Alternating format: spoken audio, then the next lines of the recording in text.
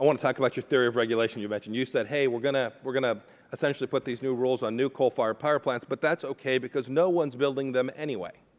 That isn't my theory. That's an analysis by the Energy Information Office and EIA, and they are the ones that have done modeling that took a look at what power plants are being constructed, and it's really on the basis of market conditions. What's competitive? Right. So your justification for this set of this greenhouse gas rule that you presented yesterday is that it's okay because no one's building them anyway. No, that was how we analyzed the result of the costs and benefits.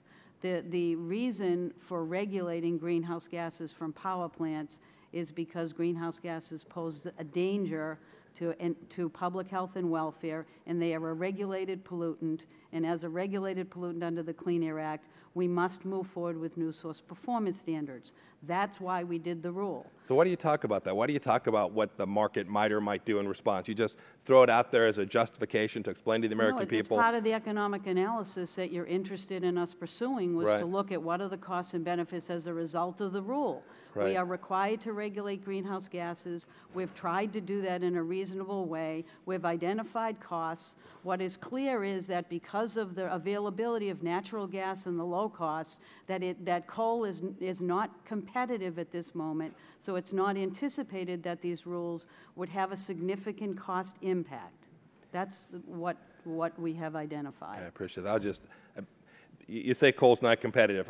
I will tell you, compared to solar, compared to wind, compared to all the things that you're taking taxpayer money to throw resources at, I will promise you that coal is intensely competitive. It's why we're using it in America today. It's because consumers care about their rates. You haven't talked about ratepayers one moment today.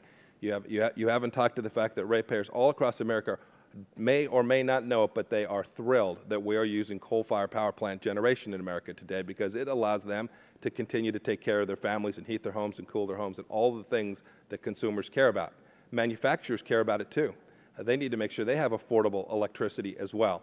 And as you continue to foreclose these paths, and I've heard others listen, I have, depending on how you count them, 13 to 15 different sets of rules and regulations just in my time in Congress that you all have imposed on the fossil fuel industry. And to sit here today and tell me this isn't going to impact costs for consumers and costs for our businesses and jobs in America, I just think it's Alice in Wonderland.